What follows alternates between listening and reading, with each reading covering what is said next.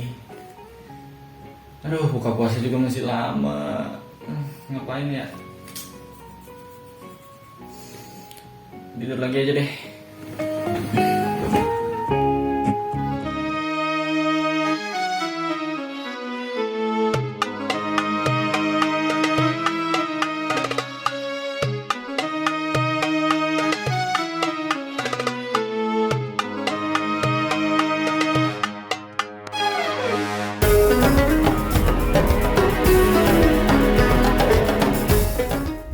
Halo sahabat kompas.com, gimana kabar kalian semua? Puasanya lancar nggak?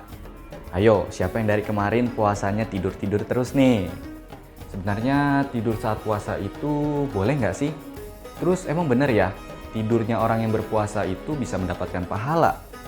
Nah, daripada bingung, mending kita tanya langsung aja ke Ustadz Atabik Lutfi.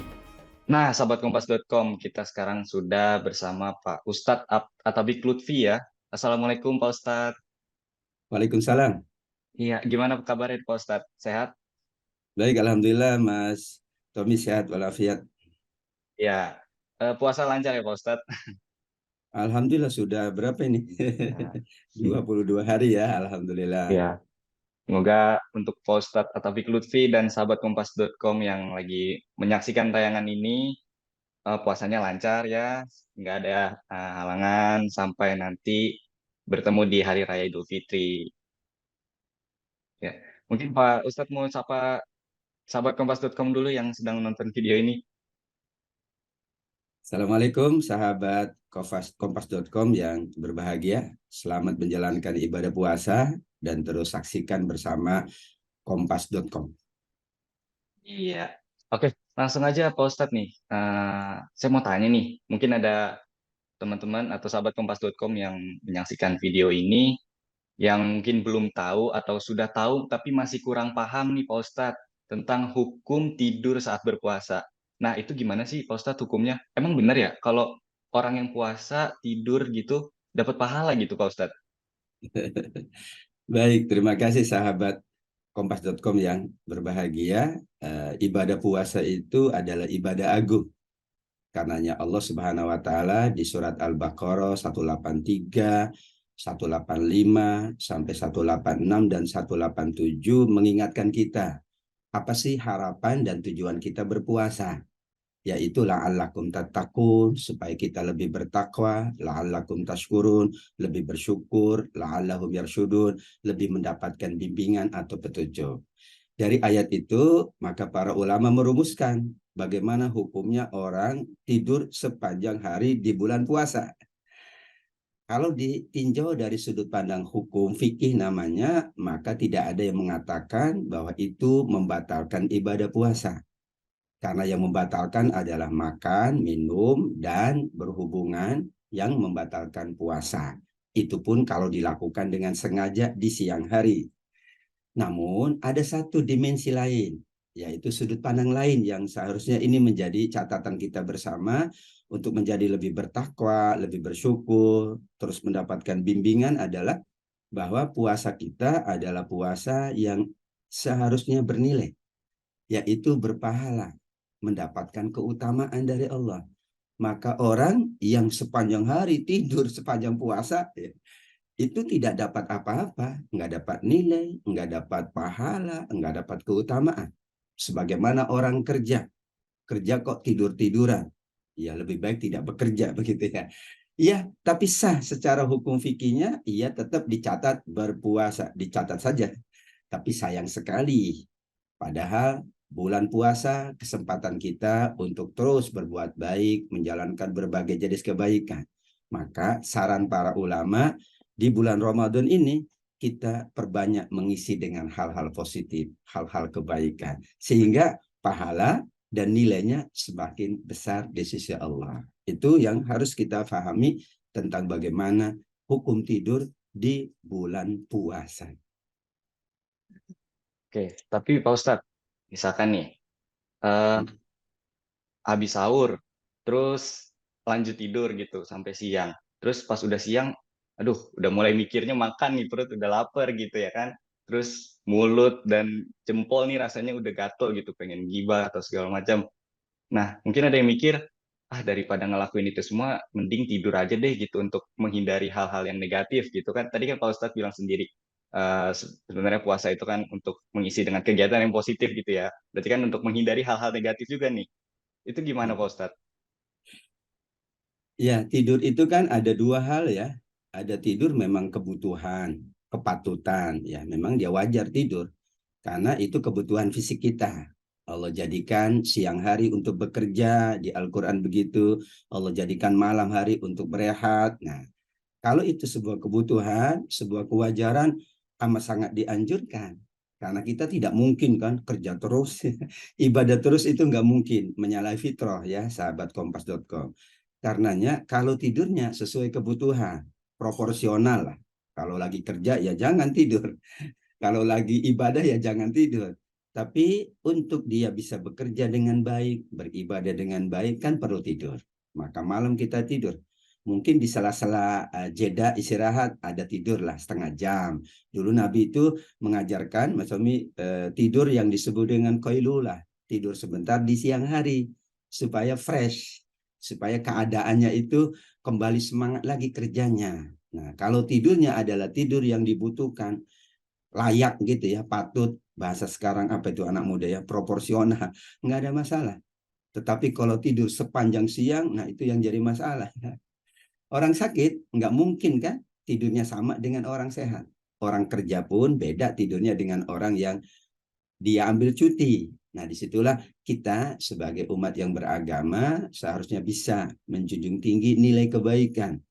Namun jika tadi ada opsi kedua, daripada nanti aku melakukan hal-hal yang negatif, ya ngomongin orang yang nggak bagus gitu ya, kemudian melakukan banyak hal yang itu mengurangi pahala, lebih baik aku tidur. Nah, kalau itu kan berarti asasnya adalah prioritas ya. Lebih baik. Kalau itu lebih baik, alhamdulillah, silakan. Tapi kalau itu lebih buruk, jangan. Jadi kan, lebih baik daripada saya berbuat hal-hal yang negatif, saya tidur. Oke. Tapi kalau daripada saya kerja, saya tidur. Oh, enggak gitu.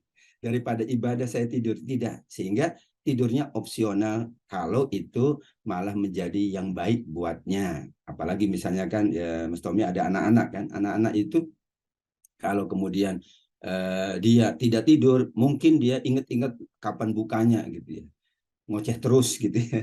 Nanya melulu, kapan nih bukanya bu? Kok lama banget? Ya udah nak, tidur aja nak. Itu meredakan emosi orang tua, meredakan anak pula. Kalau itu maka tidur insya Allah sesuai dengan kebutuhan dan itu pilihan baik daripada berbuat yang tidak baik. Oke, jadi Pak Ustadz, ini mesti diluruskan ya. Tidur saat berpuasa itu nggak apa-apa gitu ya, tetap tetap kehitung gitu puasanya ya. Iya, Tidak membatalkan puasa. Tapi yang perlu diingat nih untuk sama sahabat kupas.com, tidurnya itu yang bagaimana, ya kan? Kalau misalkan tidur sepanjang hari ya nggak baik juga gitu. Kalau misalkan tidurnya kayak yang tadi Pak Ustadz sudah jelasin, tidurnya untuk mendatang apa untuk hal yang positif, misalkan daripada gibah, mending ya sudah tidur aja gitu. Atau mungkin untuk ibu rumah tangga yang dari pagi sudah nyiapin sahur, terus siang-siang udah mulai lelah gitu ya untuk tidur sejenak itu tidak apa-apa ya berarti Pak Ustadz ya. Hmm. Iya, karena tidur itu bukan perbuatan dosa. Tidur itu fitrah ya, apa bahasa Al-Quran itu, bahwa tidur itu adalah waja'alan nauma subata. Tidur itu kebutuhan, tidur itu fitrah, karena kita tercipta dari fisik kan. Nah, fisik ada kebutuhan tidur, kebutuhan makan, kebutuhan minum, tapi ada akal, ilmu pengetahuan, dan ada ruh, rohani, yaitu dengan zikir, dengan munajat, dengan berbuat kebaikan-kebaikan. Ya, tapi kan kadang orang tidur suka kepulesan gitu ya Pak Ustadz ya. Apalagi kalau puasa bawaannya lemas gitu mungkin ya. Sampai kebablasan nih, sampai lupa waktunya sholat gitu. Itu gimana Pak Ustadz? Ya, berarti ada dimensi tidur yang lain ini ya, sahabat kompas.com ya. Jadi tidur itu ternyata banyak maknanya, banyak dimensinya, banyak sudut pandang ya. Tidur itu beda antara yang disengajakan dengan yang tertidur. Misalnya kita datang nih ke masjid, kita kan memang mau ngaji, mau dengerin khutbah Jumat, tapi tertidur. Nah, itu tertidur beda dengan tidur sengaja. Memang saya niat mau ke masjid itu mau tidur, nah itu lain. Ya, orang dalam keadaan penat dan letih, sehabis bekerja dan sebagainya, mungkin ya ia tidak terasa, ya tidak tersadarkan ia tertidur. Bahkan ada juga orang lagi baca buku tertidur pula gitu ya. Asal jangan lagi makan tertidur ya. Nah, kalau itu maka tidur itu tidak ada masalah, tidak mengurangi nilai pahala karena bukan tidur yang disengajakan, tapi tidur yang tidak disengajakan. Tadi kan bahasanya tertidur gitu ya, terpulaskan gitu ya. Tapi kalau orang dari awal memang udah ya, dari mulai maaf gitu ya, bangun sahur, kemudian tidur dan sengaja bangun cuman hanya untuk sholat saja tidur lagi, terus malam juga tidur lagi, itu kan tidur pakai jadwal gitu ya, tidur dari yang direncanakan. Ini sahabat Kompas.com, tidurnya adalah tidur yang tidak disengajakan. Namanya juga seseorang kalau sudah dalam keadaan letih, penat, mungkin muncul gitu ya kebutuhan tidurnya, tapi dia ingin memaksakan nggak tidur, nggak kuat juga. Akhirnya tertidurlah. Maka itu tidak menjadikan nilai puasanya berkurang. Sehingga insya Allah tidur itu juga beragam dan kita berharap tidurnya bukan direncanakan, bukan disengajakan. Kecuali tadi kebutuhannya memang tidur seperti malam hari atau di sela-sela kerja siang hari itu kan ada space ya, space waktu untuk kita tidur sejenak, rehat sejenak, silakan saja insya Allah. Iya Pak Ustadz, kalau misalkan habis bangun sahur terus tidur sampai siang, terus nanti Ya. siang tidur lagi sampai menjelang waktu berbuka, itu mah kebanyakan tidurnya daripada puasanya ya Pak Ustadz ya. Itu Jadi bukan makna bukan puasa, tertidur ya. iya itu sengaja berarti ya Pak Ustadz ya. Untuk biar kuat, alasannya biar kuat, padahal itu nggak baik ya Pak Ustadz ya. Padahal kan tujuan berpuasa itu kan tadi yang Pak Ustadz bilang menahan hawa nafsu gitu ya. Kalau misalkan tidur ya apa tantangannya gitu ya. Nah, sekarang jadi poin pertanyaannya nih eh, lebih spesifik lagi nih Pak Ustadz, mungkin bisa jelasin tidur yang bernilai ibadah itu tidur yang seperti apa, dan tidur yang eh, mungkin mendatangkan bukan dosa ya apa yang negatif dan yang positif lah gitu Pak Ustadz. Mungkin bisa dijelasin lagi secara lebih singkat, jelas dan padat kepada sahabat kompas.com. Baik sahabat Kompas.com, ini luar biasa ya, bahwa tidur itu adalah fitrah, kebutuhan. Dan Allah siapkan waktu kita untuk tidur. Sehingga tidur itu memang ada berdimensi positif, ada pula berdimensi negatif. Yang pertama, bagaimana tidur kita itu bernilai. Bahkan tidur bisa bernilai pahala, yaitu saat orang tidur dalam rangka beribadah, dalam rangka etikaf, dalam rangka bekerja dengan lebih baik. Karena itu kebutuhan. Misalnya malam dia ambil waktu tidur supaya pagi hari fresh kerja beribadah. Atau dia di sela-sela tadi ya tidak ada tugas gitu ya, dan memang dibolehkan rehat misalnya pukul 12 sampai pukul 1 kan rehat. Ya, ternyata keadaan kepalanya sudah pening, sudah penat gitu ya.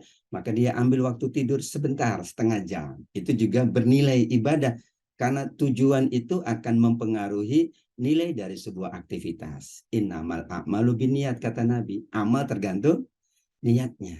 Supaya tidur kita bernilai, maka niatnya adalah bukan sekedar tidur, tapi memenuhi kebutuhan, memenuhi unsur fitrah kita. Dan niat setelah itu saya akan bekerja, saya akan beribadah dengan lebih fresh, lebih tenang.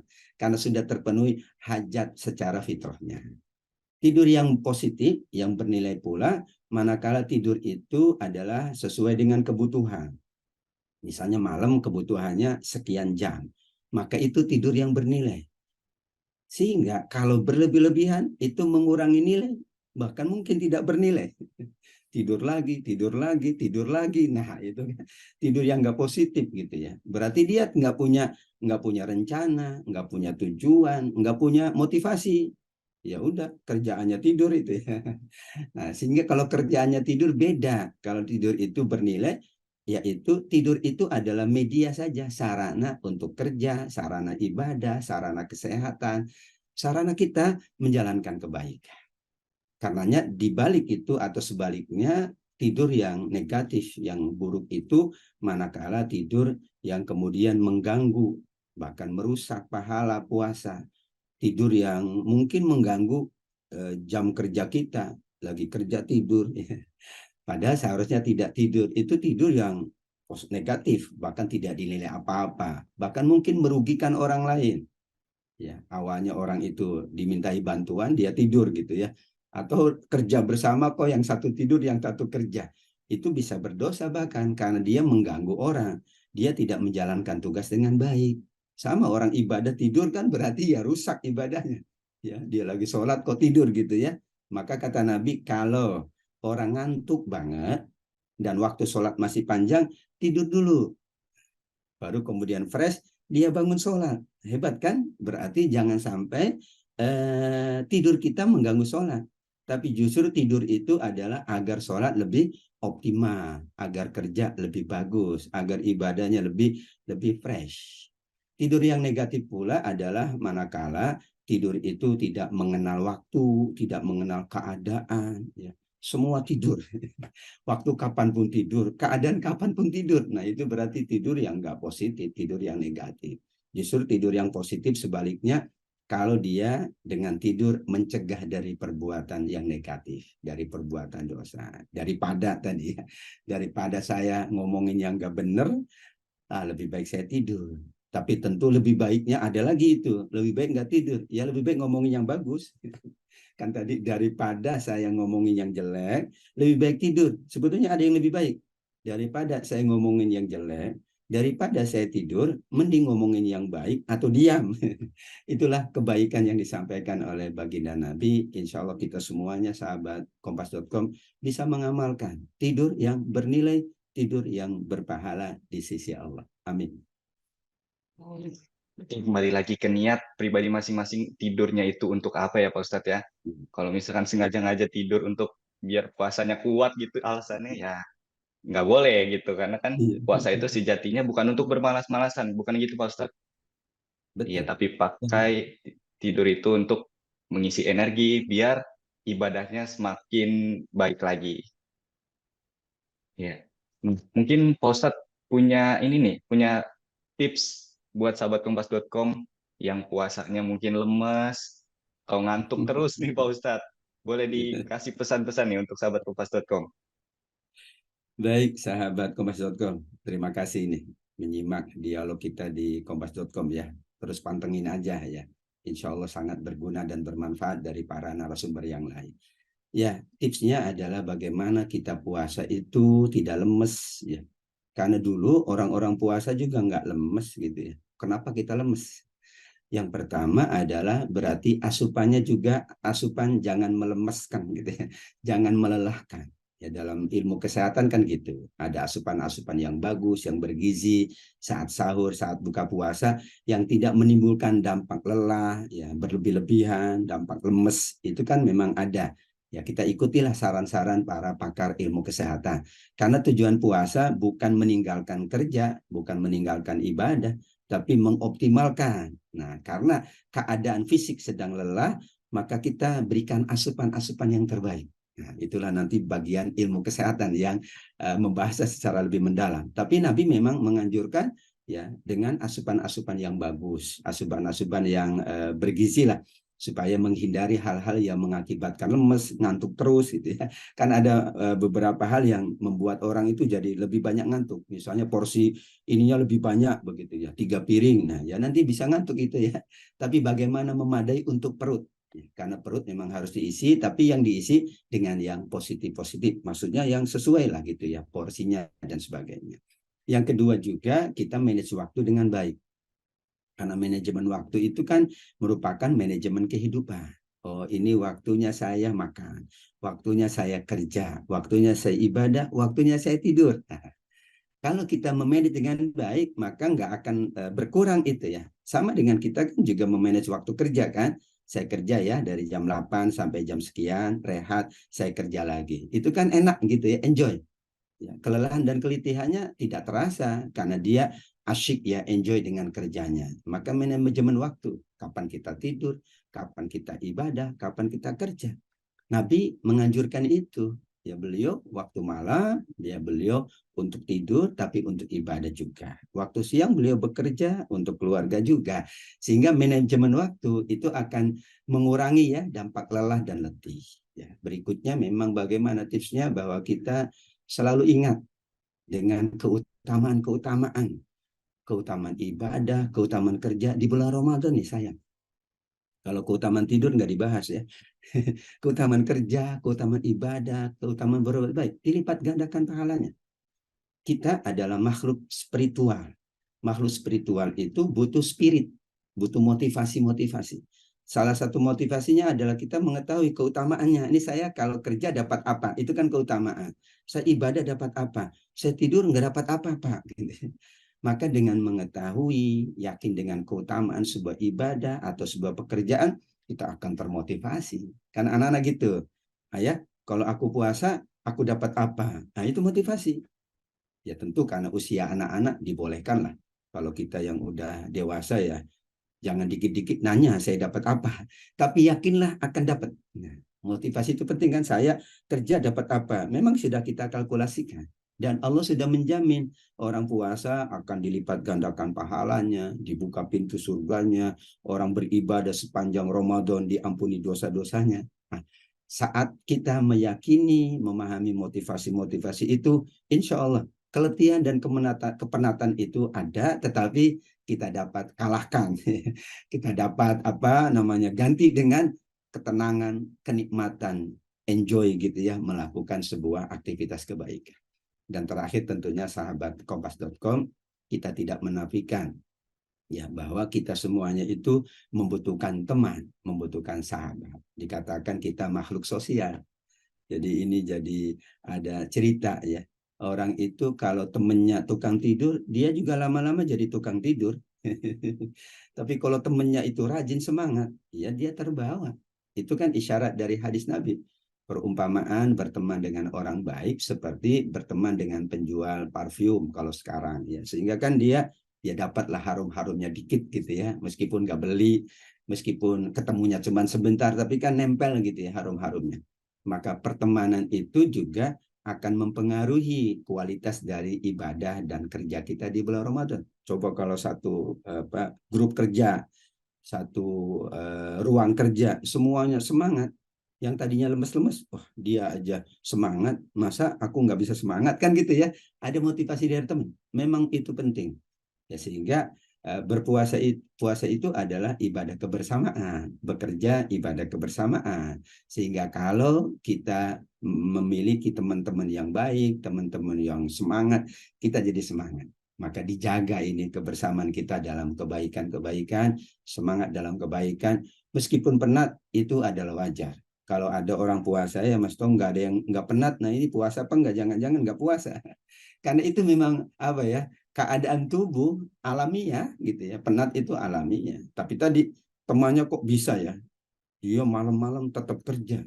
Padahal dia udah kepenatan dari siang. Jadi kan kita jadi terbawa lah gitu ya. Termotivasi untuk juga kita bisa terus semangat meskipun dalam keadaan letih, dalam keadaan lesu gitu ya. Karena itu adalah merupakan ujian bagi kita yang menjalankan kebaikan di sisi Allah. Amin. Hmm. Ya, jadi balik lagi ke motivasi diri nih ya. Ingat-ingat nih, awalnya niat puasa itu untuk apa? Untuk beribadah. Kalau misalkan kita lemes-lemes, berarti kita harus mengingat lagi nih niat awal kita untuk puasa itu apa, ya kan? Biar makin semangat. Dan tentunya tadi Pak Ustadz Atapik Lutfi menegaskan kalau semua itu ada porsinya. Ketika kita kerja, kita harus kerja. Kalau misalkan kita ada kesempatan untuk tidur, untuk beristirahat, kita pakai agar setelah tidur kita jadi lebih semangat lagi ya Pak Ustadz ya. Oke, Betul, ya betul. sahabat kompas.com, mungkin itu sekian diskusi kami sahabat kompas.com bersama Pak Ustadz Taufik Lutfi. Semoga apa yang telah dibahas di video ini boleh menjadi motivasi kalian lagi, boleh menjadi agar kalian para penonton puasanya lebih baik lagi ke depannya ya. Mungkin yang kemarin-kemarin masih sering tidur-tidur, sering lebih banyak tidurnya daripada puasanya. Setelah nonton video ini jadi makin semangat lagi puasanya sampai bertemu di hari Raya Idul Fitri nanti. Oke, Pak Ustadz. Atabik Lutfi, terima kasih atas waktunya. Sama-sama. Terima kasih. Boleh dadah-dadah dulu ke sahabat Kompas.com Oh semua. iya, sahabat Kompas.com, terima kasih ini meluangkan waktu untuk video ini. Sampai ketemu di lain kesempatan. Terima kasih. Assalamualaikum Ya. warahmatullahi wabarakatuh. Nah, sekarang makin paham kan sahabat Kompas.com, sebenarnya tidur saat puasa di bulan suci Ramadan itu sah-sah aja. Yang penting kita nggak melupakan kewajiban kita untuk bekerja dan juga beribadah tentunya. Satu hal lagi, jangan jadikan puasa sebagai ajang untuk bermalas-malasan. Kalau begitu sekian dulu video kali ini, simak tips seputar puasa lainnya hanya di YouTube Kompas.com, Jernih Melihat Dunia.